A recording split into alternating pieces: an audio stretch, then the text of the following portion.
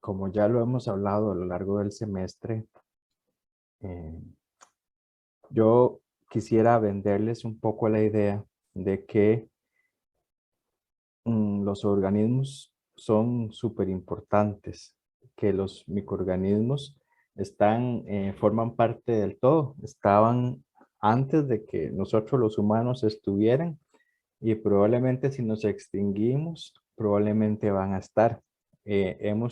Han estado desde un inicio en plena interacción con los eucariontes, lo seguirán haciendo y nosotros no somos parte de esa excepción, de esa situación, no somos una excepción a esa situación.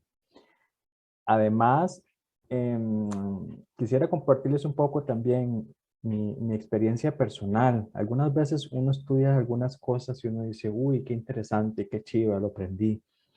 Pero en menos casos de este conocimiento que uno adquiere forma parte intrínseca de uno en cómo lo aplica, y no solamente de manera profesional, sino también de manera personal, que inclusive podría modificar los hábitos, estilos de vida. Y este es un tema que para mí particularmente sí ha cambiado mucho de mis hábitos, de forma de ver. Y entonces, más allá de una clase teórica que les pueda dar, yo quisiera compartir un poco a la luz de bases científicas en cosas que nos puedan servir para el día a día, particularmente para tener una salud integral. Y bueno, hoy en esta charla vamos a enfocarnos particularmente en el tema de genoma, el microbioma humano, aunque como hemos visto, bueno, nosotros somos un animal más y entonces muchas de estas cosas se aplican igual a plantas, animales y otros organismos. Una definición general del microbioma humano se dice que es el conjunto de microorganismos y sus respectivos genomas de bacterias, arqueas, virus, hongos y protistas que residen en el cuerpo. Hay como tres, digamos, en la evolución de este concepto, normalmente antes se hablaba muy antiguamente, ¿verdad? De flora bacteriana y la flora o la microflora bacteriana, ¿verdad? O microflora intestinal.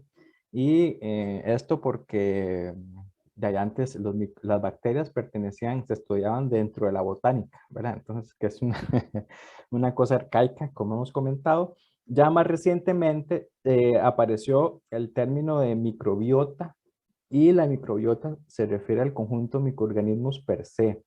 Sin embargo, cuando hablamos de microbioma es un concepto aún más amplio que no se refiere nada más al quién está ahí, sino al qué hacen. Es decir, todo el conjunto de microorganismos más todas las funciones, todas las genes, todas las proteínas, todas las actividades que realizan los microorganismos dentro de algún, en su ambiente, ¿verdad? Particularmente podemos hablar del intestino, que es uno de los más, del intestino humano, que es pero en el resto, en la piel, en el pelo, en otras partes, ¿verdad? Entonces, el concepto de microbioma engloba otra vez los microorganismos y toda la diversidad de microorganismos, así con todos los genes y las funciones que pueden realizar.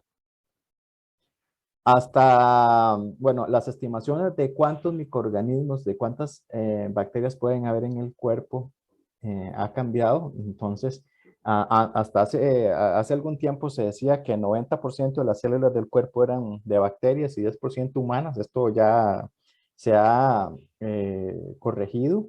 Y la última estimación dice que más o menos en el cuerpo tenemos 3 por 10 a la 13 bacterias perdón, tenemos 3 por 10 a la 8 bacterias y 3.8 por 10 a la 13 bacterias y 3 por 10 a la 13, es decir, la relación de 1.3 a 3 bacterias, bacterias células humanas. Es decir, más o menos un 43%, solo un 43% de las células del cuerpo son humanas.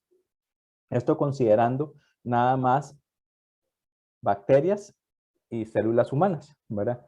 Sin embargo, si contáramos virus, hongos, protistas, esta relación de microorganismos respecto a células humanas sería inclusive mayor, ¿verdad? O el porcentaje de células humanas sería menor.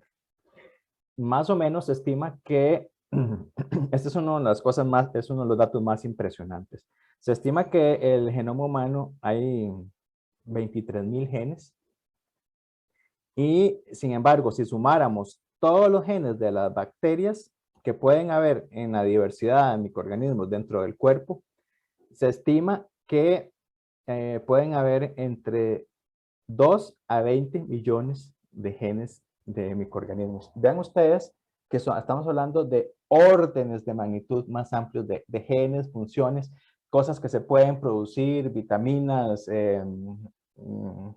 diferentes factores, funciones y muchas de esas inclusive desconocidas. Y entonces, con lo que quisiera enfatizar es lo que estábamos hablando más temprano, y esta es mi primera idea, con el que yo quisiera que ustedes se quedaran y se vayan para la casa. Nosotros, los seres humanos, en realidad somos un superorganismo, un macroorganismo, una biosfera que está compuesta por miles de células distintas, de diferentes, y muchas de estas son de microorganismos, ¿verdad? Entonces, hay gente que también podemos vernos como un holobionte, ¿verdad? Que somos más allá que nuestras células. O podríamos decir que nosotros somos nuestras células humanas más todas las células de nuestros microorganismos. Y algo importante es que son como un matrimonio, ¿verdad? Están asociadas en la salud y en la enfermedad. Entonces, por eso que muchas de las enfermedades que tenemos podrían estar asociadas, o mucha de la salud podría estar relacionada con el estado de nuestra microbiota. Y otra cosa importante, como todos ustedes saben, la mayoría de la microbiota no es cultivable, ¿verdad? Entonces, por eso que tenemos que requerir y recurrir a diferentes técnicas para poder estudiarlas. Eh, y bueno, esto también lo hemos hablado en el pasado. Es importante tratar aunque uno pueda usar técnicas genómicas, transcriptómicas, proteómicas, etcétera, también se está desarrollando nuevos métodos de cultivo para poder aumentar ese pequeño porcentaje de microorganismos cultivables para poder entender mejor su fisiología. Y bueno, más temprano hablábamos de que hay algunos microorganismos que producen neurotransmisores, y entonces estos se han desarrollado y se han encontrado gracias a que se han desarrollado nuevas técnicas de cultivo o cocultivo con diferentes microorganismos.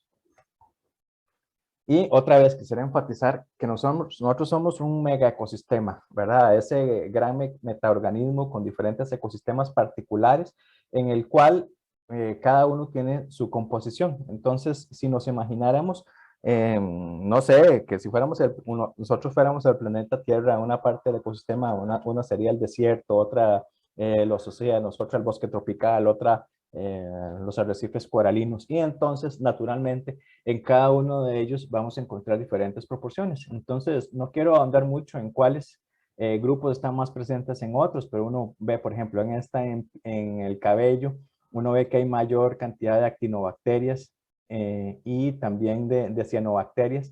Sin embargo, no sé, por ejemplo, en la vagina, entonces hay mayor cantidad de firmicutes, ¿verdad? Y bueno, firmicutes, particularmente lactobacillus, o no sé, si uno piensa en el colon, entonces uno ya puede encontrar más bacteroidetes, actinobacteria, algunas proteobacterias, ¿verdad? Entonces, nosotros somos un conjunto de ecosistemas, un macroorganismo, un superorganismo, y esa es una concepción que lo invita a uno a dejarse pensar que uno es esta concepción antropocentrista, ¿verdad? Que yo soy yo y yo soy el centro del universo, sino más bien, al final, soy una pequeña parte de mí mismo, si uno quisiera verlo de esa manera. Más o menos se dice que hay alrededor de 10,000 especies de bacterias en el cuerpo humano. Algunos estudios estudiando enfocados particularmente en analizar la cantidad de bacteriófagos, se han descrito alrededor de 140,000 virus. Y esto solamente siendo bacteriófagos, ¿verdad? No virus de otra naturaleza. Pero entonces, si pensáramos cuántos virus hay en el cuerpo humano, estaremos hablando también órdenes de magnitud más altos, ¿verdad? Entonces, si las bacterias son mucho más que las células humanas, las de los virus todavía más. Y eso, bueno, todavía no lo sabemos, todavía falta muchísimo por conocer. Algo interesantísimo ahora sí, pensando como ecosistemas de microorganismos, es que en cada uno de estos subecosistemas uno normalmente va a encontrar que hay algunos grupos, algunos géneros algunos pocos géneros que son muy abundantes, mientras que hay otra gran cantidad de géneros que son poco representados.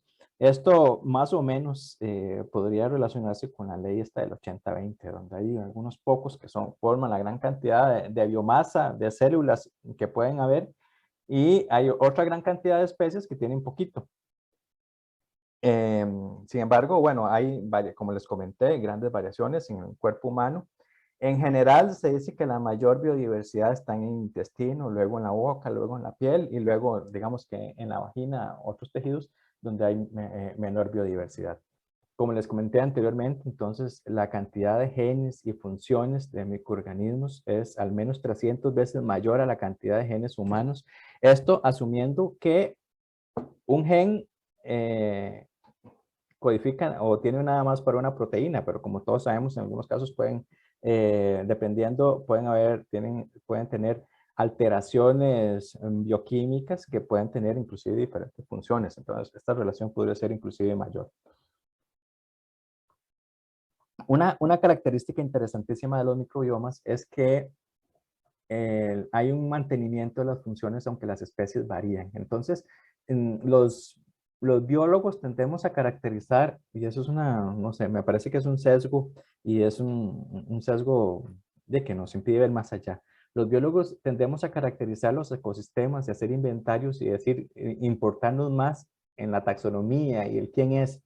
Sin embargo, para los ecosistemas es más importante el qué hace, cuál es la función, ¿verdad? Y entonces, lo que se ha estudiado bastante en el microbioma humano es que si comparamos no sé, el microbioma de una persona sana en Asia, otra en América y otra, no sé, otra en Oceanía y otra en Europa, vamos a ver que las especies varían muchísimo. Sin embargo, estas estructuras, si lo vemos de un punto de vista funcional, los genes que se necesitan para realizar ciertas funciones, sí se mantienen relativamente constantes, ¿verdad? Entonces, ese es un segundo tema que quisiera venderles, es que en el tema de microbiomas, dejémonos, bueno, es importante saber los grupos taxonómicos a grandes rasgos, pero es mucho más importante la función, ¿verdad? Que el quién. Entonces, por eso es que hay altísima redundancia. Es decir, diferentes especies que cumplen la misma función.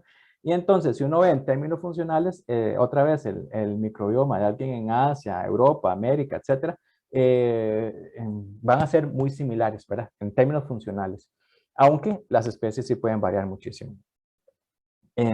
También es importante, y como lo comentamos anteriormente, que sí hay variaciones en la composición de la microbiota y por supuesto del microbioma en el tiempo. También hay variaciones geográficas, hay variaciones por sexo, hay variaciones por etnia, por dieta y costumbres. Bueno, hay algunos estudios interesantísimos en el tema de etnias, ¿verdad? Entonces, donde han estudiado una investigadora venezolana que ha estudiado mucho las poblaciones que han tenido poco contacto con las poblaciones, con el resto de la civilización moderna en la Amazonía, y entonces o otras en África, por ejemplo, que tienen una composición de los microorganismos muy distinta a la nuestra, a la dieta occidental, que, bueno, yo diría que hemos perdido muchísimo y muchas funciones, pero bueno, a comentar más adelante. Sin embargo, también se puede decir que al haber tanta diversidad de microorganismos con tantas abundancias, ¿verdad?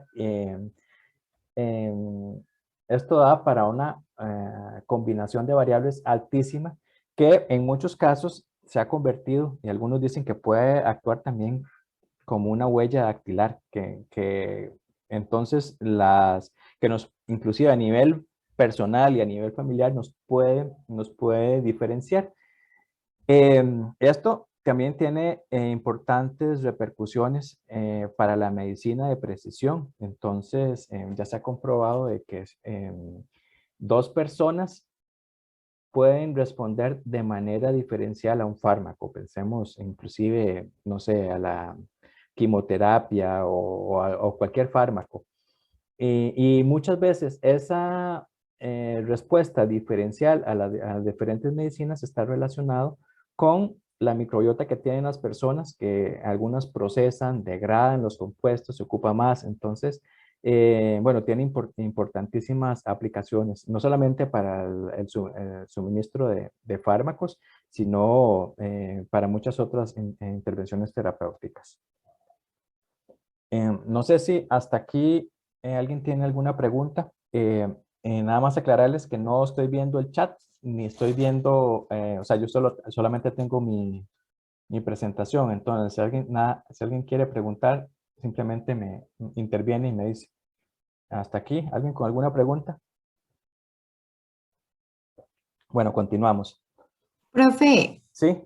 está curiosa, ¿el microbioma se podría usar entonces también en la criminología? Eh, eh, Eventualmente sí, sí, sí. Me parece que pensando como huella dactilar. Sí, ese me quedó la intriga, Sí, nada sí. más, Eh, la espinita, a ver si es posible o no. El tema es que uno lo haya tenido caracterizado, como que las huellas existan, es análogo a que las huellas existen en una base de datos. Yo pienso que también, aunque hay ciertas variaciones, ¿verdad? Pero eh, me parece interesante. Pienso que eventualmente podría usarse, sí. No, no sé qué tan preciso, ¿verdad? O como hay variaciones también en el tiempo, por ejemplo, que uno drásticamente cambie de dieta y de hábitos, podría ser que varíe, ¿verdad? Eh, pero en corto plazo, más o menos sí, yo creo que sí. Bueno, estamos pensando un poco volados. Entre las funciones principales del microbioma, bueno, no sé si alguien tiene alguna otra pregunta. Si no, continuamos. Entre las funciones principales del microbioma, entonces una de las clásicas es que ayudan a la digestión y entonces la degradación de proteínas, polisacáridos, polímeros de alto peso molecular, inclusive toxinas. Otra, para mí una de las más importantes es que modulan el sistema inmune, tanto aumentan el IgA y disminuyen inmunoglobulinas A, inmunoglobulinas E. Las inmunoglobulinas A son, como ustedes saben, las encargadas de la presentación de antígenos y como de educar el cuerpo. Entonces, de decir si cualquier molécula, voy a ponerlo en términos simples, es buena o mala, ¿verdad? Y entonces así las caracteriza. Si es buena, la dejo pasar. Si es mala, voy a tener una reacción adversa para protegerme. Eh, y entonces el tener, esto es muy importante. Eh, Creo que como nosotros tenemos una educación formal en términos de conocimientos, también deberíamos tener una educación y preparación del sistema inmune. Y eso desde que somos bebés, ¿verdad? O desde que una pareja va a tener un hijo, que lo vayan planificando. Y eso también tiene que ver con los estilos de vida. Entonces, con los estilos de vida en cómo voy a educar y preparar el sistema inmune de los hijos para que tengan la mayor cantidad de conocimientos expresados en términos de antígenos, ¿verdad? Y que el cuerpo pueda asimilar la mayor cantidad de cosas y que las pueda tolerar como bien o las haya reconocido, sobre todo a edades pequeñas, para que no vaya a reaccionar de manera muy fuerte cuando sean mayores. Y bueno, lo voy a tocar aquí. Uno de los problemas que tenemos en esta sociedad moderna es que tenemos este problema, esta situación de que el exceso de limpieza, el exceso de desinfectantes, que han evitado que nosotros hayamos sido expuestos a muchos microorganismos y también a muchas otras sustancias, a la tierra, etcétera. y que eso hace que el sistema inmune, hay alguien que tiene el micrófono abierto, y esto hace que el sistema inmune de las personas, si no se le preparó, digamos, cuando eran pequeños, sobre reaccionan cuando son adultos. Y entonces, por eso es importante la exposición al suelo, a la tierra, a los microorganismos. O sea, llevamos cientos de años de coevolución de nosotros con el suelo, particularmente con los microorganismos del suelo, y el que nos los quiten de una vez por todos o de un pronto a otro, hace que hayamos perdido esa modulación del sistema inmune. Otra cosa importante es que los microorganismos tienen funciones importantes para la protección de la piel. En cuanto a esto, otra vez, el que estemos, este exceso del baño, exceso de jabones, ha provocado que muchos hayamos perdido nuestro ecosistema y nuestra cubierta natural de la microbiota de la piel, que mucha de la cual está involucrada en protegerse contra, por ejemplo, rayos UV o mantenimiento de ciertas funciones de la piel. Y no sé si ustedes habrán escuchado que ahora se está poniendo de moda, y sobre todo muchos de los actores y actrices de Hollywood, en el no bañarse. Y ellos lo hacen por un principio más de no gastar tanta agua, sobre todo, no sé, muchos de los que viven en Hollywood, ¿verdad? Pero lo que se está, esto tiene, viéndolo a un punto de vista más desde el microbioma, tiene un efecto positivo en la recuperación del microbioma de la piel, ¿verdad? Entonces muchos de ellos se lavan, se bañan, no sé, el bañarse una vez a la semana y se limpian todos los días con trapitos y tal.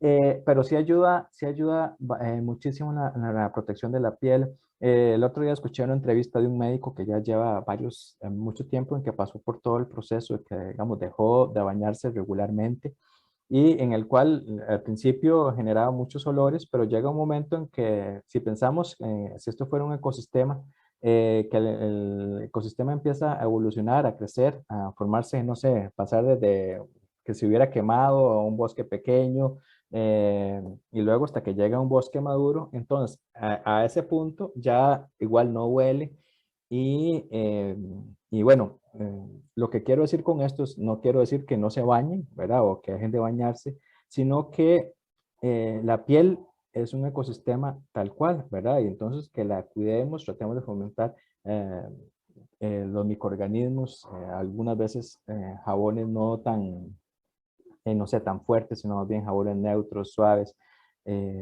y también tratar de dejar que los microorganismos se establezcan. Muchas de las enfermedades de la piel también pueden ser causadas por disbiosis en este ecosistema. Del mismo modo, la microbiota nos protegen de los patógenos. Muchos de los, por ejemplo, problemas intestinales a veces están dados por alteraciones en la composición de los microorganismos. Muchos de estos patógenos favorecen o tienen condiciones favorables porque se ha perdido sus competidores naturales, ¿verdad? Entonces uno pudiera a veces proteger o dar competencia, pueden ayudar mucho. Por eso es que algunas veces los probióticos tienen un efecto importante en protegernos o contrarrestar efectos de los patógenos. No sé, pensemos en si tenemos clostridios, si tenemos eh, diarreas, entonces el suministrar algunos otros microorganismos, no sé, hay muchos de probióticos que tienen lactobacilos que cambian el pH, pero también compiten por el mismo sustrato.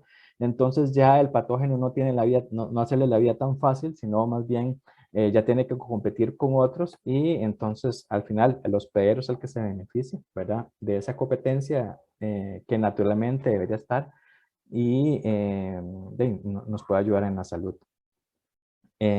Bueno, los microorganismos del microbioma contrarrestan procesos inflamatorios, están involucrados en la síntesis de vitaminas y muchas de estas vitaminas que no las sintetiza el cuerpo humano, y sobre todo en los ácidos grasos de cadena corta. Y aquí voy a hacer otro stop para mencionar la importancia de los ácidos grasos de cadena corta, que son, bueno, los ácidos de cadena corta son como, por ejemplo, el acetato, el butirato, el propionato, que son el combustible de muchas de las células humanas, por ejemplo, de la mucosa intestinal. Y entonces, algunas veces digamos que la ventaja de muchos microorganismos que producen estos ácidos de cadena corta que procesan las fibras, las convierten en ácidos de cadena corta. Estos ácidos de cadena corta son el combustible de las células del epitelio, células del epitelio, de las mucosas intestinales, pero también otras relacionadas con el sistema inmune, ¿verdad? Entonces, hay una relación indirecta entre los subproductos del microbioma con lo que necesitan las células. Entonces, cuando no tenemos el microbioma y no se producen estos, hay mucha disbiosis, inclusive se detectan en el grosor de las mucosas intestinales o la pérdida, y al perder eso también pueden haber reacciones inflamatorias, reacciones inmunes. Entonces, juegan un papel básico. Como les comenté anteriormente, el microbioma también está relacionado con el metabolismo de fármacos y tienen una relación con la salud mental. Y bueno, lo vamos a ver con más detalle más adelante, pero involucrados, por ejemplo, en la producción de neurotransmisores. Uno de los temas también más fascinantes e importantes. Profe, una pregunta rápida. Sí, Al preferirse como combustible de la célula, exactamente como qué función metabólica en sí tienen en estas células. son, sí, el combustible, los azúcares que necesitan las células, la energía, la fuente de carbono, para poder crecer y prosperar. Ah, ok. Entonces sobre estos ácidos de cadena corta, lo que hacen que es como un tipo de fermentación o algo así para obtener energía o... Sí, ya, los absorben, o sea, se hace acetato, butirato, propionato, los incorporan en su metabolismo normal, ¿verdad? Ok, Ujú. gracias. Ok. Eh, un tema lindísimo, apasionante y de las implicaciones más importantes del microbioma tiene que ver con la maternidad y la infancia, y la infancia temprana. Y entonces, con respecto a esto, antes se creía que, por ejemplo, el líquido amniótico era completamente estéril, ¿verdad? Bueno, sin microorganismos. Y ya se ha comprobado que hay bacterias en la placenta, en el líquido amniótico, en el cordón umbilical e inclusive en el meconio, ¿verdad? Y bueno, esta pongo una estrellita ahí porque hay evidencias que dicen que sí y hay otras que la cuestionan. Sin embargo, el tema es que o sea, desde antes de nacer ya estamos expuestos a los microorganismos. Y otra de las cosas más importantes es que existen diferencias entre el parto vaginal y la cesárea. Entonces, básicamente el parto vaginal, como antes mencioné, digamos, en la vagina y alrededor en los tejidos hay una cantidad altísima de bacilos. Y los bacilos son sumamente importantes en las primeras etapas de los bebés para poder procesar la leche materna. Y bueno, como ustedes saben, es un organismo fermentador, entonces el, las mamás, perdón, los bebés que nacen por cesárea normalmente no están expuestos a esos microorganismos y se han visto las diferencias, digamos, en la composición de la microbiota de bebés nacidos por parto vaginal y por parto de cesárea. eh, y que esas diferencias en esa colonización inicial de los microorganismos perduran inclusive hasta la edad adulta, ¿verdad? Eh, por eso es que ya se han desarrollado inclusive algunos métodos por ejemplo, en Alemania estaba viendo el otro día que a los bebés que nacen por parto, por cesárea, como que ahí les pasan como, apenas nacen, les pasan como un pañito, como con la flora de la mamá, perdón, no sé, con bacterias heladas de la mamá, y entonces para tener tal vez una manera de colonizar. Eh, Otra cosa importante, como vemos aquí en la figura, es que hay en los primeros años de edad hay una sucesión muy drástica en los tipos de microorganismos que ocurren, ¿verdad? Pero se dice que en estos primeros 3 años se da la colonización más importante y que a partir de los 3 años ya más o menos se estabiliza hasta por la mayoría de la edad adulta y que cambios en estas etapas se arrastran por el resto de la vida. Y entonces ya hay varios estudios de cohorte donde se ha visto que, por ejemplo, si se usaran antibióticos en este, se alteran la composición de la comisión la composición de las comunidades de microorganismos. Luego hay mayor susceptibilidad, por ejemplo, a enfermedades no sé, como asma y otras enfermedades alérgicas, mayor cantidad de alergias en la edad adulta.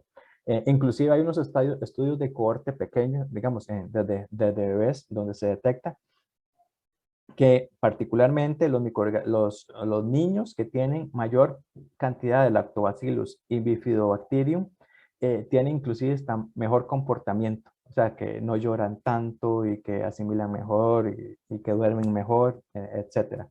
Por eso también es importante que las diferencias entre amamantar y tomar chupón de fórmula. Y esto es importante porque el contacto del bebé con la piel de la mamá hace que se puedan pasar bacterias de la piel que son Bifidobacterium, que también tienen un papel importante en la degradación de la leche, son fermentadoras, entonces durante los primeros años, en los primeros meses de crecimiento de los bebés. Y bueno, como estaba comentando, estos son efectos duraderos en el tiempo.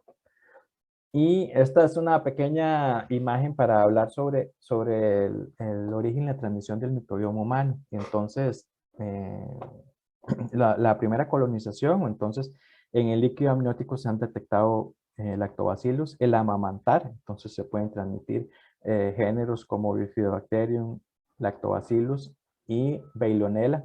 Más adelante vamos a ver que Veillonella es un género súper interesante. Tiene que ver con la degradación del ácido láctico y entonces, bueno, para los bebés es importante, pero también se ha descubierto que, por ejemplo, los atletas de alto rendimiento también tienen poblaciones más altas de Veillonella y que, bueno, entonces esto les ayuda a que se arratonen menos y tengan un mejor desempeño físico.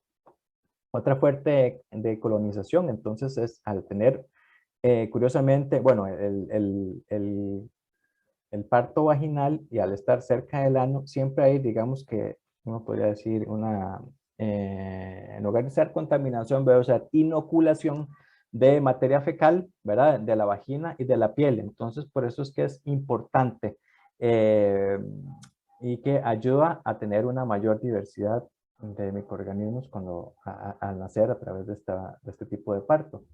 Vean, aquí no quiero decir que prefieran uno u otro par. Bueno, no, yo respeto la decisión que cada quien pueda decidir y las circunstancias clínicas que puedan haber, pero en general, desde un punto de vista de colonización del microbioma, el parto natural o parto vaginal es mucho mejor que la cesárea, ¿verdad? Otra fuente de colonización es el besar, ¿verdad? Entonces, el microbioma oral de los padres, no estoy diciendo tampoco que vayan a pasar el chiquito ahí por todo el mundo recién nacido, pero al menos de los padres, para la colonización de algunas actinobacterias y proteobacterias. Y esto es lo que la restauración parcial es esto que les estaba diciendo, que al nacer les pasan como un pañito con los microorganismos de la piel de la mamá. Y aquí quisiera hacer un punto sobre el tema de la hipótesis de la higiene. Entonces la voy a leer textualmente.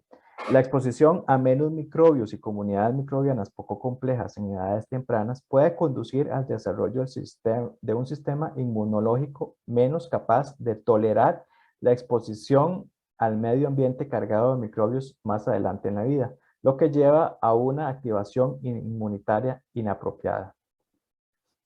Entonces, esta es, digamos que una severa crítica de que el exceso de higiene hace que tengamos menos acceso a microorganismos y que el sistema inmunológico sea, digamos, sea un poco menor educado y entonces en edades más adultas tengamos sobrereacciones a muchas cosas.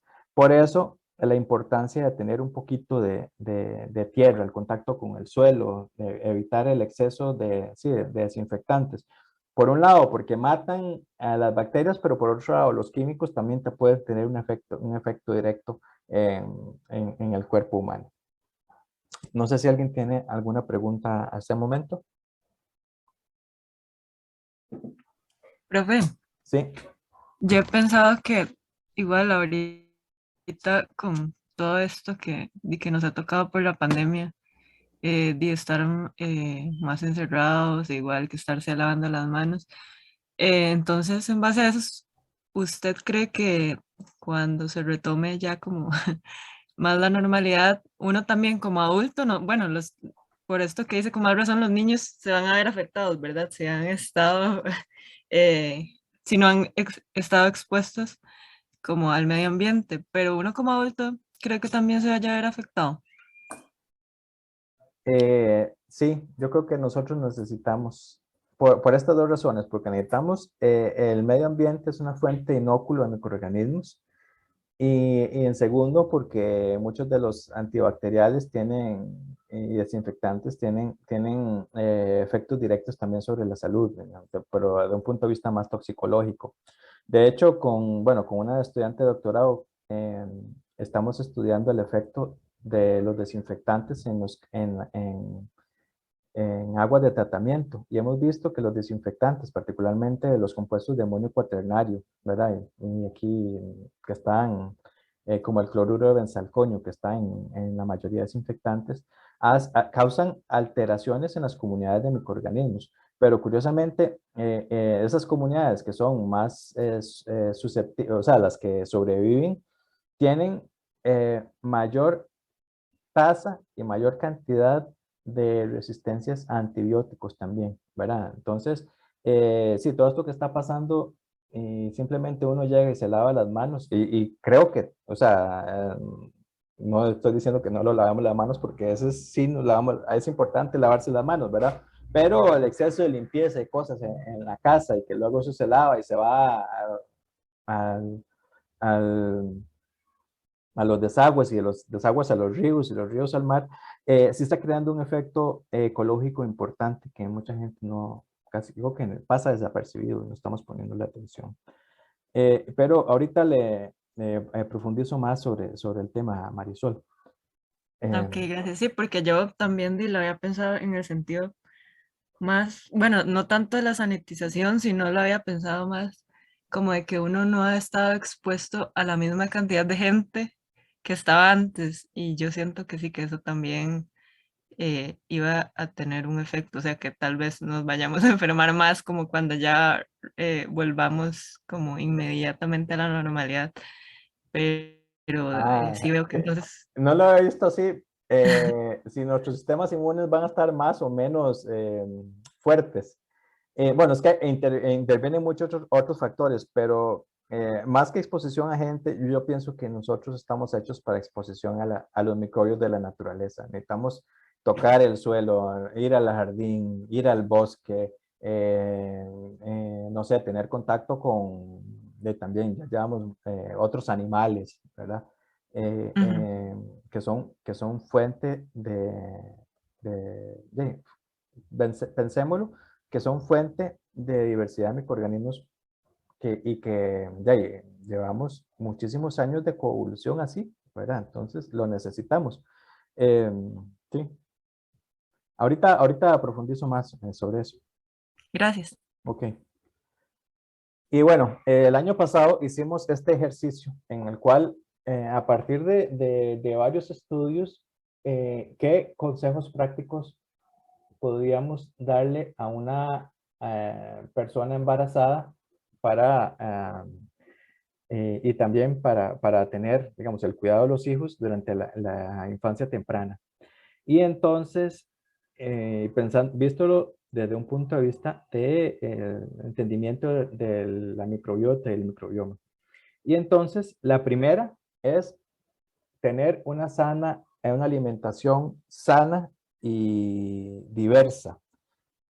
Ojalá rica en fibras. Esto, bueno, lo vamos a ver más adelante, pero esa es la primera fuente y más importante fuente de inoculación de microorganismos. Y además, pensemos otra vez que restringámoslo si queremos nada más a nuestro intestino, a nuestro tracto intestinal. Entre más diverso, mucho mejor. Pensémoslo como si fuera un ecosistema, ¿verdad? Entonces, donde las poblaciones se controlan unas a otras, son mucho más estables, donde se pueden procesar mejor los alimentos. Y lo otro es que la alimentación sana también quiere decir muy relacionada con alimentación rica en fibras. Entonces estamos hablando de alimentos vegetales, sobre todo, estamos hechos para procesar mayor cantidad de alimentos vegetales, no comida procesada. Y además, el tema que sea diversa, se ha dicho que no sé, si pensamos en la cantidad de microorganismos que viven dentro de no sé, vamos a ver, alguna fruta ahí, no sé, una mora o alguna otra, se puede decir, se ha determinado que podrían tener hasta 1000 especies distintas, ¿verdad? De microorganismos. Entonces, si uno multiplica eso por la cantidad de organismos de frutas y vegetales distintos que está comiendo, eso se crece exponencialmente. Con respecto a una papa frita, ¿verdad? Que no, fue freída y no va a tener endosimbiontes, ¿verdad? Entonces, alimentación sana y diversa es el consejo más importante para tener buena salud, uno, y que esa salud, por ejemplo, la mamá embarazada, lo pueda transmitir a su descendencia. Entonces, bueno, también hay estudios de esto en respecto a ratones, donde lo han mostrado. El segundo consejo, en lo posible, tener un parto natural.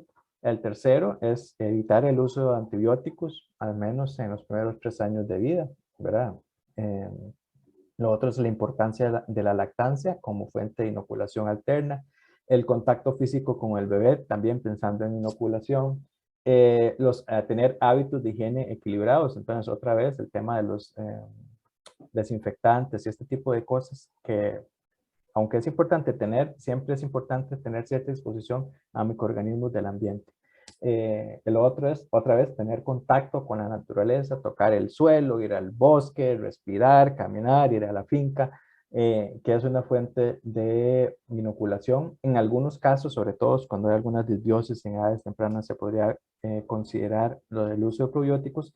Y el otro, sobre todo, el tema de un buen estado emocional. Esto lo vamos a también ampliar más adelante, pero en este eje intestino microbiota cerebro funciona en 2 vías. Y entonces, cuando se tiene un buen estado emocional, se ha visto que también el estado emocional y como hay una conexión a través del nervio vago, a veces favorecen las condiciones para que la microbiota del intestino también sea buena.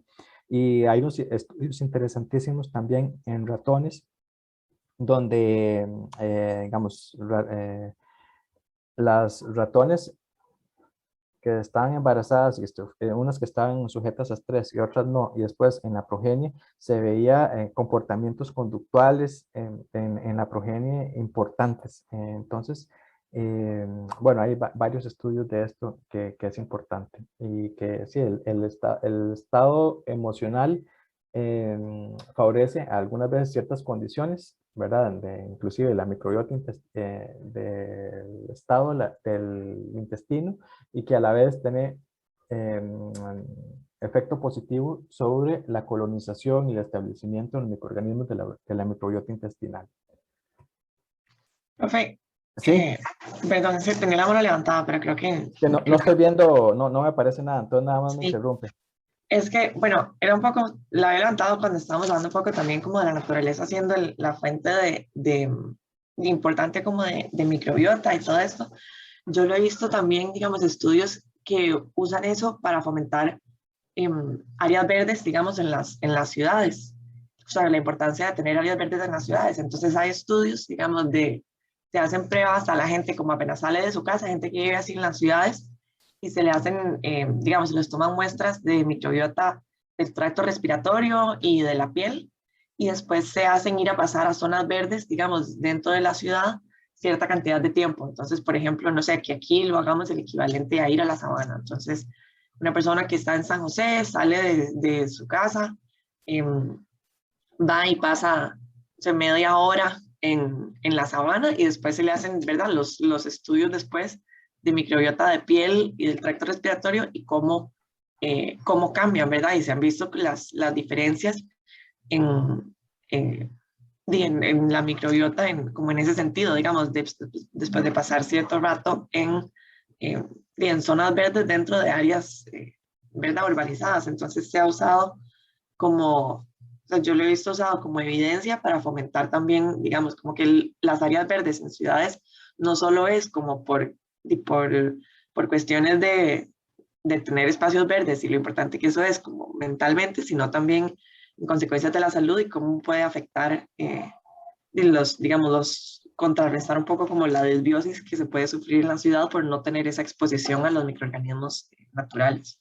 Entonces, Sí, también me parece muy interesante como que las zonas verdes no solo es por cuestión de, ay, qué lindo ver árboles, sino también la ventaja que nos trae como para luchar contra esa desbiosis, digamos. y hay varios estudios donde se ha comparado, por ejemplo, también la reacción al estrés, entonces de gente que está expuesta o no, digamos, a la naturaleza, y luego se hacen test de estos de estrés, y entonces la gente que estaba más en contacto con la naturaleza reacciona, digamos, que de una manera más tranquila, y los que no, de una manera más violenta, ¿verdad? Entonces, y está súper caracterizado, estudios lindísimos de eso, en esta parte de comportamiento.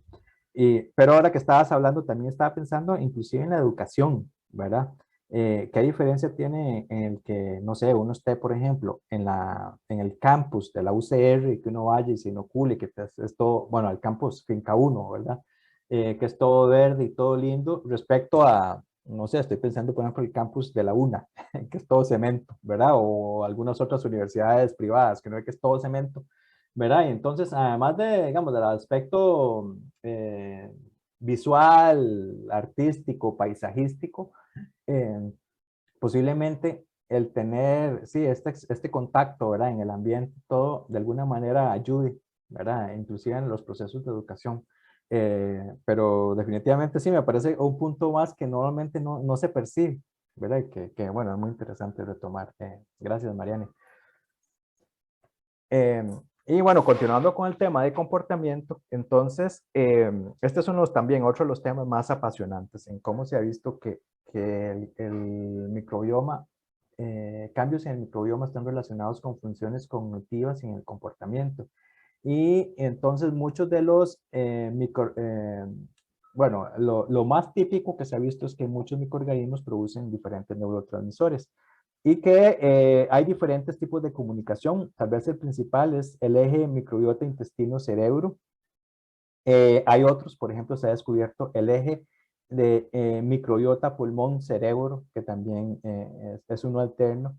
Y lo más importante es que la comunicación es bidireccional. Entonces, vea, se han descrito al menos 3 vías principales. Entonces, tenemos el microbioma, ¿verdad? No sé, en el tracto gástrico. Y a través del sistema circulatorio se pueden enviar señales químicas que pueden llegar inclusive al cerebro, entonces como, bueno, estas moléculas GABA, otras que tienen que ver con el hambre. El otro es una conexión directa, el nervio vago, es decir, a través del sistema nervioso que va y voy a enfocarme aquí en el tracto digestivo, pero mucha gente dice que bueno, el tracto digestivo es la segunda parte donde hay mayor cantidad de neuronas en el cuerpo, ¿verdad? Y muchos dicen, es que es el segundo cerebro, y de verdad que es así. Entonces, hay una comunicación directa y la cantidad de neurotransmisores, de sensores que hay en las mucosas y en el tracto digestivo es altísima. Entonces, lo que pasa en el tracto digestivo altamente influenciado por los microorganismos que viven ahí, tienen una relación directa con lo que puede haber en el cerebro. Y, bueno, aquí se me olvidaba de señales en el sistema circulatorio. Por ahí el otro día vi un dato que es interesantísimo, que el 30% de, de, de muchos de los metabolitos en sangre se dice que son producidos por microorganismos. Y bueno, por ahí también se ha visto que con respecto al nervio vago, se dice que el 90% de la serotonina producida por el cuerpo es producida también por microorganismos. Vean ustedes, 90%, y la serotonina, ustedes saben que es una de las hormonas de la felicidad, ¿verdad?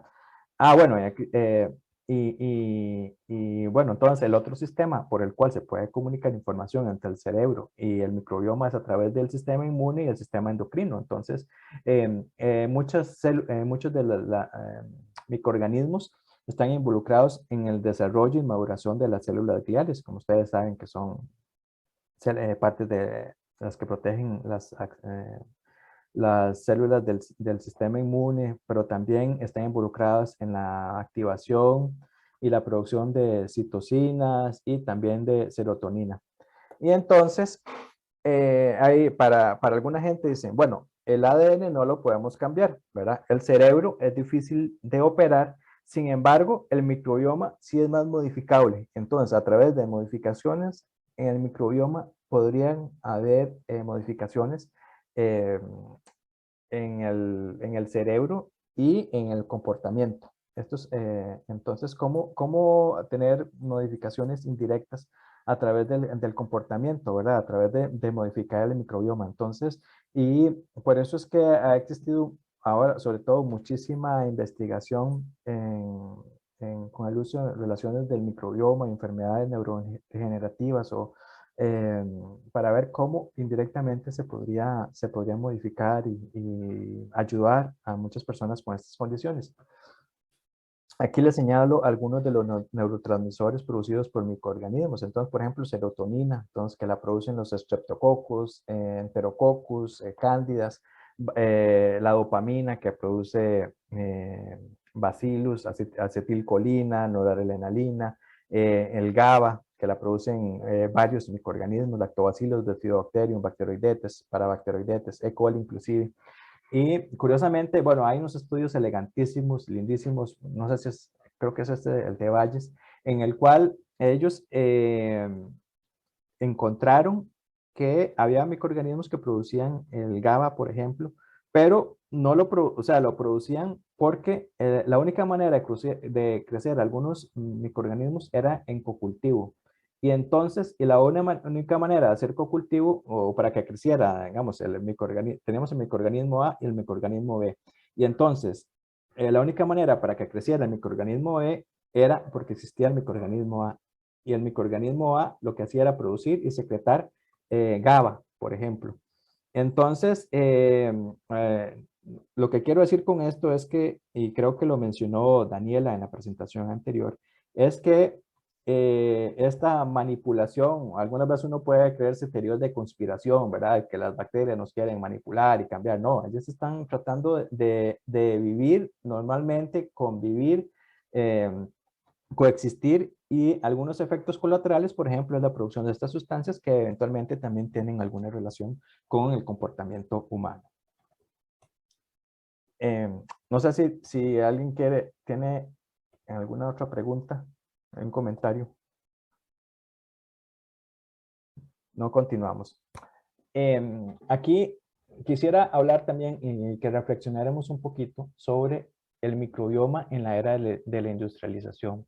Y aquí quisiera irme a hace más o menos 2 millones de años, cuando éramos un homínido primitivo que empezó a cambiar, a evolucionar, y hasta que hace más o menos 200.000 años apareció el primer Homo, el primer homínido del género Homo. Y ahí seguimos evolucionando, ¿verdad? Hasta que ya aparecíamos como Homo sapiens, y hasta más o menos hace 10.000 años ya empezamos a asentarnos en poblaciones, empezamos a tener ciertos domesticación de plantas y algunos animales, empezamos a vivir en sociedades y después vayámonos a hace 100 años y de un pronto a otro, bueno, y durante entonces esos casi 2 millones de años hemos tenido un acceso y un contacto directo con la naturaleza, con la tierra, con los microorganismos, ¿verdad? Con todo lo que hay en el ambiente. Y de un pronto a otro, hace 100 años, ¡pum! Empezamos a comer comida procesada, empezamos a usar antibióticos, empezamos a usar desinfectantes y además a tener una vida más sedentaria. ¿Qué pasó? ¿Verdad?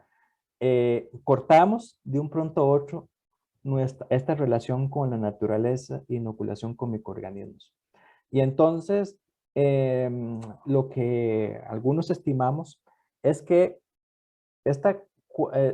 ¿qué pasa, digamos, si nos concebimos como otra vez, este superorganismo, ¿verdad? Y que una parte esencial son los microorganismos. Y de un pronto a otro, sin darnos cuenta, estamos cortando el acceso a la diversidad de gran parte de los microorganismos. Y como hemos dicho, muchos de esos microorganismos implican genes y funciones. Es posible que hayamos, que el haber interrumpido ese flujo natural de microorganismos, hayamos perdido microbiota fundamental para nuestra propia existencia, ¿verdad? Y entonces, de un pronto a otro, bueno, seguimos viviendo bien, ¿verdad? Pero en 100 años cortamos esa vía evolutiva y entonces es muy probable que en estos últimos 100 años alteramos el microbioma humano. Sin embargo, nuestra biología humana no ha tenido chance suficiente para corregir ese desequilibrio, ¿verdad? Y entonces por eso es que tal vez estamos viendo ciertas cosas. Y sí, entonces lo que quiero reforzar es que esta variación que nuestras sociedades humanas modernas, tenemos una variación importante del microbioma respecto a nuestros antepasados, ¿verdad? Entonces, y ya se ha visto, si comparamos con estas poblaciones que han tenido poco acceso a la civilización, la microbiota es muy distinta. Y que el deterioro, entonces esto ha producido que asociación por ciertas enfermedades y que algunos inclusive han dicho que nuestra microbiota humana está en peligro de extinción, ¿verdad? Y si le agregamos otros factores externos como el cambio climático, la aparición de las resistencias a antibióticos, y bueno, seguimos con esos estilos de vida, ¿verdad? Y estas comidas poco saludables, de verdad que no podría pensar que nuestra microbiota está de alguna manera en peligro de extinción. Y por eso, bueno, uno de los primeros estudios que indirectamente señaló esto es un estudio súper elegante. Es un poquito viejo, pero es súper elegante, en el que ellos analizaron la ocurrencia de ciertas enfermedades entre 1950 y el 2000. Entonces uno ve cómo enfermedades como, no sé, tuberculosis, hepatitis, varicela, sarampión, ese tipo de enfermedades infecciosas, cómo decreció en estos 50 años. Muchas asociadas con, como estábamos hablando antes, digamos que son bueno, primero por las vacunas, ¿verdad? Pero muchos también por los hábitos de higiene, ¿verdad? Sin embargo, en esos mismos 50 años, entonces, estas enfermedades que uno podría decir agudas, ¿verdad? Empezaron a bajar, sin embargo, la incidencia de otras enfermedades en esos 50 años, por ejemplo, vean, no sé, esclerosis múltiple, diabetes tipo 1, asma, enfermedad de Crohn, que es una enfermedad inflamatoria en el colon, bueno, el tracto digestivo, empezaron a aumentar. Y entonces, a este punto, digamos, en este estudio, nunca lo vieron estos cambios de enfermedades agudas por enfermedades crónicas. Sin embargo, ya hoy sabemos que este crecimiento y todas estas enfermedades están asociadas con desequilibrios en la microbiota, en el microbioma. Y bueno, y hay asociaciones fuertísimas. Entonces, probablemente todo este cambio en el estilo de vida haya provocado esto. Y muy bueno, estas enfermedades, la mayoría son inflamatorias, además son crónicas. Entonces, una enfermedad de estas, por ejemplo, era más fácil de tratar porque tenía alguna enfermedad, vacuna, limpieza, etcétera, y se curaba. Sin embargo, estas son para toda la vida. Entonces, el costo para los sistemas de seguridad social también es mucho más alto. Y como lo dije antes y lo repito, muchas de estas tienen asociación con alteraciones en el microbioma. Y bueno, entonces algunas enfermedades asociadas a desequilibrios en el microbioma ya se han comprobado y hay numerosa evidencia. Por ejemplo, la obesidad, la diabetes tipo 2, enfermedades autoinmunes, las alergias, sobre todo las alergias, enfermedades, la enfermedad inflamatoria intestinal como la Crohn's disease. Hay varios estudios en donde se ve y se detecta que, digamos, personas con depresión, estrés y ansiedad tienen desequilibrios en el microbioma. Esclerosis múltiple, Alzheimer, Parkinson, estas enfermedades neurodegenerativas, y con autismo también. Sin embargo, ahí pongo una crucecita porque hay algunos estudios que señalan que sí y en otros que la evidencia no es suficiente conclusiva. Y entonces, aquí les planteo una pregunta. ¿Es la alteración del microbioma causa o consecuencia de la enfermedad? Me gustaría escuchar opiniones. Y láncense, porque no puedo ver, tengo la pantalla completa. Entonces, alguien que quiera opinar. Ivonne, vos que sos experta en esto. De hecho, estaba pensando como en las conversaciones que estábamos teniendo el semestre pasado, bueno, y yo sigo con la posición de que son ambas y que es más como un sistema de retroalimentación positiva, digamos. Y no sé cómo si tal vez es una respuesta como medio inconclusa o tal vez muy amplia, pero yo siento como que sí, que pueden ser ambas, y que es eso, tipo que a veces la alteraciones del microbioma puede ser la causa de la enfermedad, pero que después efectos ya a nivel más de metabolismo de la enfermedad puede aumentar esa alteración del microbioma y eso se va así como haciendo más grande como una bola de nieve, o que si por otras causas como ya conocidas como médicamente de una enfermedad, eso puede afectar el microbioma y entonces eso termina afectando más la enfermedad y se vuelve a dar el ciclo. Entonces yo sigo manteniendo esa posición. Perfecto. Don Michael, ¿vos qué pensás? Sí, profe.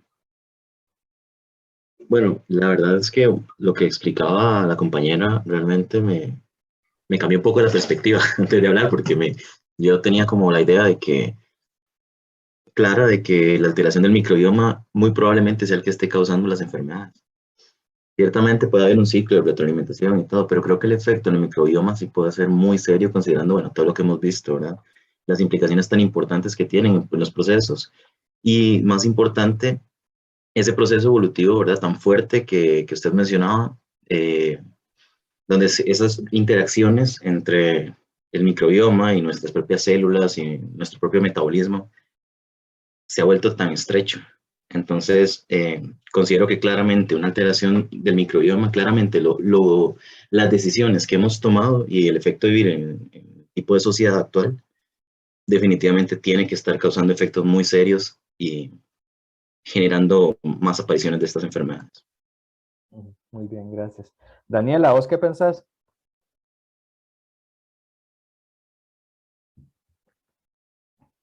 No está Daniela. ¿Alguien más? ¿Yulisa?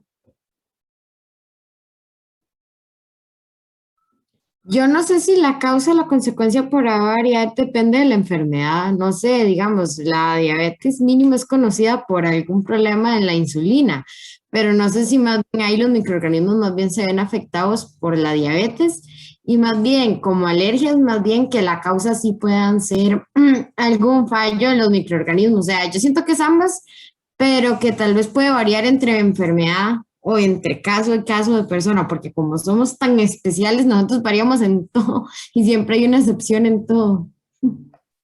Sí.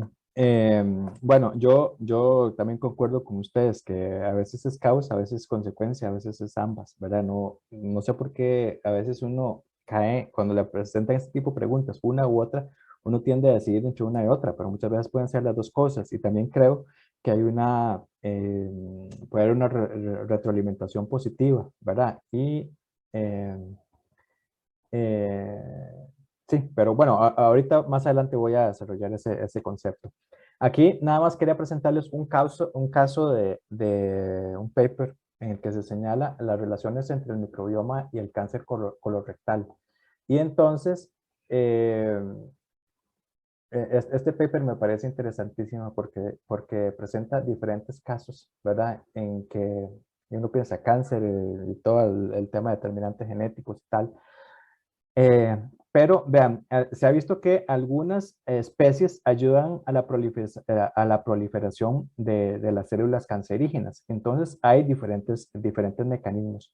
Uno es porque generan protección contra la quimioterapia. Entonces, vean, tenemos un tumor, entonces sobre el tumor se desarrolla un biofilm. Recordemos, muchas de estas bacterias, por ejemplo, este Bacteroidetes fragilis, tiene una especie un tipo especial de adhesinas y sobre este se desarrolla. Y entonces, curiosamente, ya y al tener un biofilm encima del tumor ayuda a que, la quimioterapia no llegue tan efectivamente.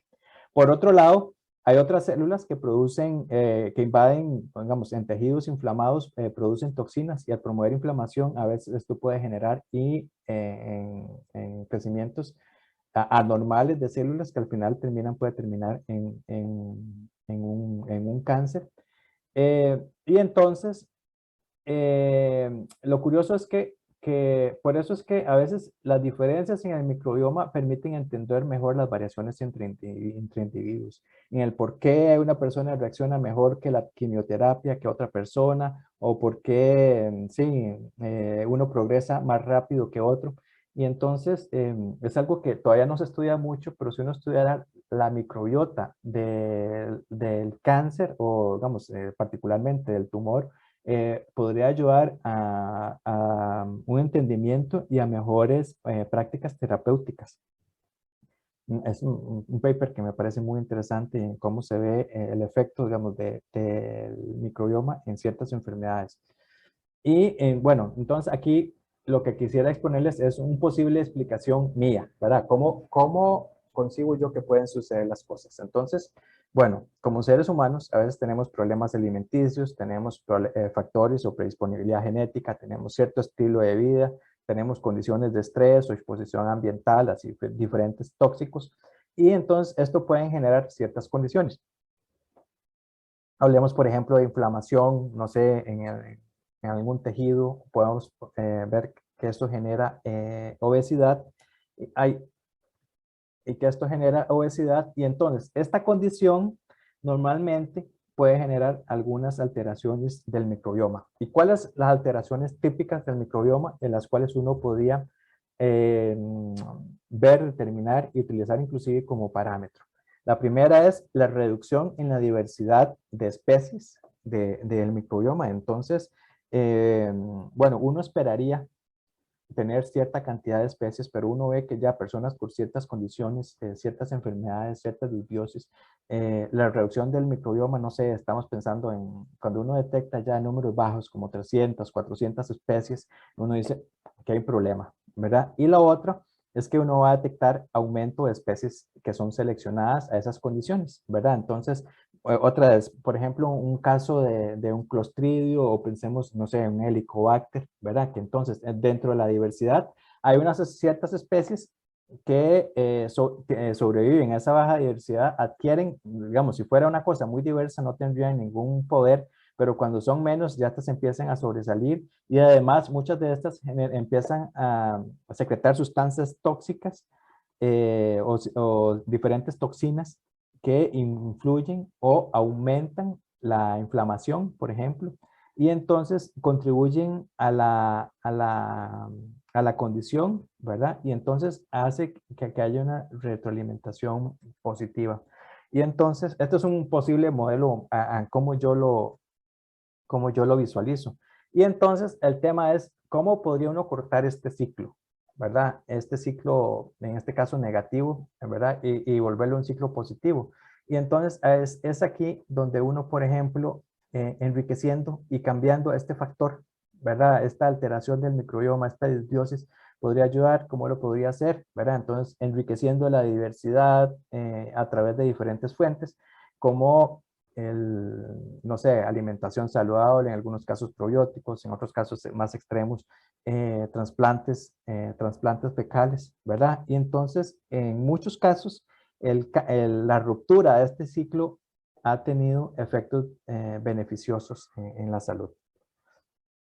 Y entonces, ¿cuáles son las alternativas para enriquecer el microbioma? Entonces, la primera es el uso de prebióticos, que prebióticos son normalmente azúcares pequeños que favorecen el desarrollo y crecimiento de las bacterias y que, bueno, entonces ayudan a las bacterias para que se establezcan mejor y que puedan establecer las condiciones.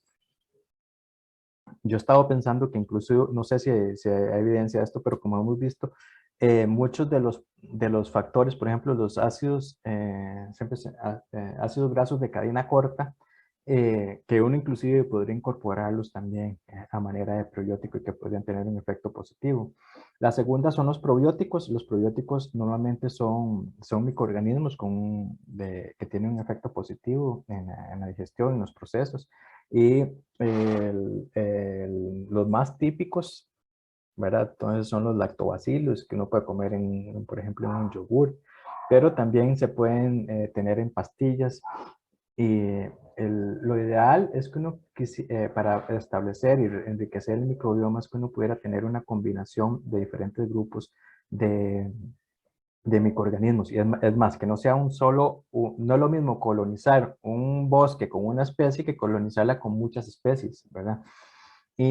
O reforestar. Y lo otro es que la composición de esas especies, en el caso de los probióticos, normalmente se recomienda que sea una mayor cantidad de bacteroidetes, luego alguna proporción de firmicutes, y luego actinobacterias y luego proteobacterias. Entonces, en un microbioma sano, normal, de una persona adulta, uno puede encontrar que las proporciones son más o menos las siguientes. Son 60% 60% bacteroidetes, 30% firmicutes, es decir, es una relación de 2 a 1. No sé, un 7-8% puede ser actinobacteria, y ese 1, 2 o inclusive hasta 4% puede ser proteobacteria. Estas condiciones cambian a lo largo de la vida, pero un microbioma más o menos tiene esas condiciones.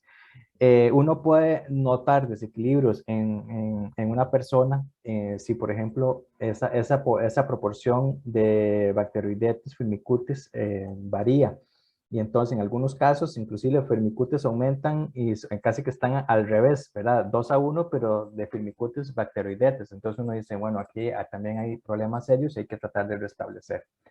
La otra alternativa es la de trasplante fecal, es decir, que de una persona con un microbioma sano, ojalá, y lo que se recomienda es que sea más o menos cercana a su entorno, es decir, geográfico, cultural, de comida, porque ha pasado que no es lo mismo que a uno le pasen no sé, el microbioma a una persona asiática o europea, pero que no tiene el mismo contexto de alimentación. Entonces, a veces no pega tan bien.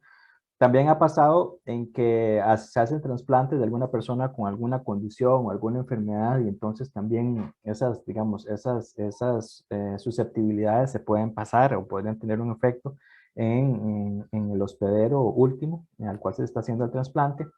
Pero en muchos casos es una opción terapéutica muy importante, inclusive utilizada para controlar, por ejemplo, no sé, hay infecciones, algunas veces que hay infecciones o propagaciones de microorganismos, y además muchos de estos son resistentes a antibióticos, entonces el trasplante fecal ha resultado ser una buena alternativa. Sin embargo, lo que quiero decir es que no hay que usarlo indiscriminadamente, hay que hacerlo muy cuidadoso y detalladamente, no es pasarle de cualquiera a cualquiera, sino analizar y entender bien tanto el donante como el receptor. Pero, sin duda, la alternativa más importante, como he mencionado a lo largo de la presentación, y es el otro punto que quisiera que ustedes recordaran, es no hay nada mejor que una dieta saludable. Y bueno, para recordar, un microbioma intestinal sano va a tener entre 10 a la 13 y 10 a la 14 bacterias. Lo ideal es que tenga más de 1000 especies y que la proporción de Bacteroidetes firmicutes sea más o menos de 2 a 1. Hay algunas especies claves típicas que uno también, y que no todas necesariamente que están asociadas más bien a la salud o en estado de salud, y que podrían utilizarse como probióticos. Entonces, una de estas es Akkermansia mucinífila, que es, por ejemplo, se ha encontrado en personas más delgadas, ¿verdad? Que no tienen obesidad. Entonces, este podría hacerse, por ejemplo, un probiótico para personas, sí, para que tienen obesidad y trastornos metabólicos. Otras bacterias son, por ejemplo, Bacteroidetes frágiles, como he dicho, este es uno de los géneros más importantes. Se ha visto que reducen la inflamación, son muy importantes en el procesamiento de fibras. Bifidobacterium longum es una bacteria que se ha asociada con disminución de ansiedad, diabetes y también con tener un mejor comportamiento en estos estudios de cohorte, por ejemplo, en niños. El Fecalibacterium prausnitzii, que es un firmicutes que se ha asociado con aumento en la producción de ácidos de cadena corta, ácidos grasos de cadena corta, disminución de inflamación y disminución de colitis, también lactobacillus, disminución de ansiedad, aumento de la sociabilidad, se ha visto en varios estudios también con ratones. El Veillonella atípica, que es esta bacteria que se aisló de corredores de maratón, se ha visto que los atletas que tienen mejor desempeño físico tienen mayor proporción de esta. Entonces, bueno, eventualmente uno podría hacer un probiótico diseñado para atletas, por ejemplo, que tuviera mayor cantidad de este tipo de organismos. ¿Y cuáles son los mecanismos de acción de los probióticos? Entonces, bueno, son variadísimos, como ya lo hemos visto, y entonces interviene tanto el probiótico como la capacidad de colonización y sobrevivencia de la microbiota en la cual estaba, y también del hospedero, pero entonces modulan el sistema inmune, interactúan con la microbiota, producen ácidos orgánicos. El tema de la bueno, que tienen que tener cierta resistencia y colonización, compiten con quienes están ahí, mejoran las barreras epiteliales bueno, están involucradas, como ya hemos visto, en la manufactura de muchas células importantes como neuroquímicos, serotonina, triptofano, etcétera. En el curso pasado de microbiomas hicimos el ejercicio de, les propuse que diseñaran un nuevo probiótico para la obesidad y trastornos metabólicos, ¿verdad? Entonces la idea sería, la propuesta fue más o menos esta, tener algo parecido, algo existente en el mercado, nada más que lo existente en el mercado solamente tiene una bacteria, que es Lactobacillus, y entonces simplemente agregarle otros microorganismos como Akkermansia, Bacteroidetes, Bifidobacterium y Prevotella. Prevotella es otro Bacteroidetes que es importante en la producción de ácidos grasos de cadena corta. Y que entonces, ¿cuáles serían los mecanismos positivos? Entonces, producción de ácidos grasos de cadena corta, mejora las células epiteliales de las mucosas gástricas, reducción de inflamación y la protección contra patógenos. Ahí está el business para que alguien, todavía me parece que hay un gran espacio para el desarrollo de probióticos personalizados para diferentes cosas, como este de los atletas o para algunos obesidad y trastornos metabólicos. Y Entonces, para reforzar esta idea que los alimentos son la principal fuente que que nutren nuestro microbioma, yo quería preguntarles a ustedes, o que al menos piensen, ¿cuándo fue la última vez que comieron de las siguientes cosas? Un cas, un palmito, un caimito, un pejibaye, no sé, algo verde, natural, crudo, que haya estado sin procesar. ¿Cuándo fue la última vez que lo comieron? ¿Verdad? Y lo otro es, quería preguntarles cuántas plantas en promedio comen a la semana. Y entonces, ya hay algunos estudios que señalan que uno debe comer al menos 20 vegetales distintos a la semana. Y bueno, yo algunos les he comentado que yo llevo, y esto es una de las cosas que digamos, el estar estudiando este tema me ha cambiado profundamente, es tener una mayor sensibilidad y un mayor aprecio por la comida no procesada. Y entonces se dice sí, que uno debe comer al menos 20 vegetales o frutas distintas. Y no sé si ustedes llevan la cuenta, pero o sea, de hace tiempos, ya ahora ya dejé de hacerlo, pero por un tiempo estuve haciéndolo, llevando la cuenta de cuántas comidas vegetales comía uno a la semana. Y me acuerdo que la primera semana contabilicé 10, ya luego por esto mismo empecé a cambiar y llegué, no sé, 21, 23, 25. Yo pienso que ahora estoy otra vez, bajé un poquito, no sé, estaré comiendo 17, 18. Pero eso es una cosa de que ya uno no debe ver la comida como natural, rica, sino también como una fuente de inoculación de microorganismos que el cuerpo necesita, ¿verdad? No sé si ustedes lo habrán pensado así, pero esta es la idea que quiero venderles, ¿verdad? Y entonces, recordarles la importancia de comer saludable, de procurar la diversidad de colores y sabores. Entonces es importante tener la variedad, mayor diversidad de inoculación de microorganismos. Y la otra es reducir la cantidad de comidas procesadas. Y entonces, el punto es que la diversidad de nuestro microbioma está directamente asociada a la diversidad de lo que comemos. Entonces, como les comenté anteriormente, si uno se come, no sé, bueno, aquí es hojas de albahaca, papaya, aguacate. Un alimento sin procesar uno puede encontrar hasta 1000 bacterias o 1000 especies por cada una de las frutas que está comiendo. En cambio, es cuando encuentra uno en unos Doritos o unos M&M's o en no sé, unas papas fritas, ¿verdad? Que además tienen alto contenido de carbohidratos, aceites con los que se cocinan y se fríen, y además alto contenido de sodio. Entonces, uno es un problema de la salud, otro es más bien una fuente de diversidad y que le ayuda a procesar, ¿verdad? Entonces, lo que quiero vender es la idea otra vez pensar en el comer saludable, no solamente pensando en temas de calorías, sino en el tema de nutrición saludable, de fuente de inoculación de microorganismos. Y entonces, también quería venderles esta idea de la comida a los genes. Entonces, decía Hipócrates que nosotros somos más de lo que comemos. Yo le agrego, yo diría que la comida, de alguna manera, es el lenguaje que modula los genes del microbioma y por tanto también los nuestros. Entonces sí hay una relación directa entre la comida y los genes. La comida afecta a la expresión, la diversidad del microbioma y el microbioma afecta la forma en que se están expresando nuestros genes humanos. Pero entonces sí hay una relación directa que a mí esta concepción me parece fascinante. Entonces, quisiera preguntarles, ¿qué ves cuando te miras al espejo? ¿Ves esto riquísimo de arriba o es esto riquísimo de abajo?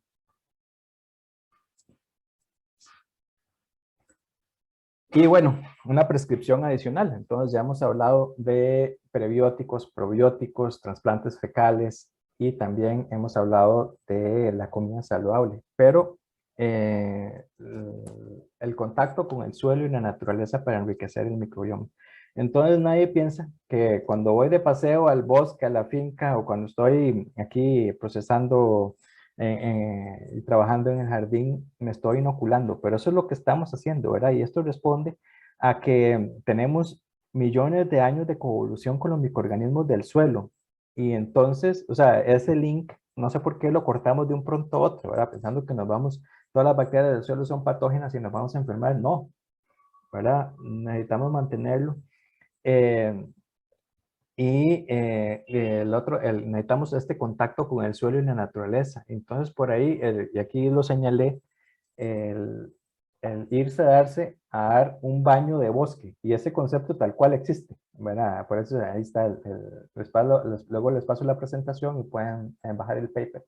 Irse a dar un baño de bosque, ¿verdad? Y es, aparte de la belleza paisajística, la parte espiritual que puede haber, otra vez, fuente de microorganismos. Y que, bueno, y como alguien estaba comentando, entonces esto permite contrarrestar síntomas de ansiedad y depresión, inclusive la inflamación es inducida por estrés. Lo que estaba diciendo Mariana, ¿verdad? ¿Quién sabe qué pasaría si las ciudades fueran más verdes, ¿verdad? No sé, si uno estuviera conduciendo por ciudades más verdes, aparte que tiene efectos paisajísticos y bonitos, tal vez ayude también a tener un poco menos de ansiedad y que la gente ande tocando el claxon y gritándose unos a otros, no sé, tal vez ayudaría un poquito. Y bueno, por último, entonces, lo que quería decirles, ya hemos visto que más de la mitad de las células no son de mi cuerpo, no son humanas. Y por otro lado, el cerebro es altamente influenciado por el intestino y en general por los microorganismos del cuerpo. ¿Qué hace humano al ser humano? Y podríamos decir que existe realmente el autogobierno de la mente. Les dejo esta preguntita, no sé si alguien quisiera responderla.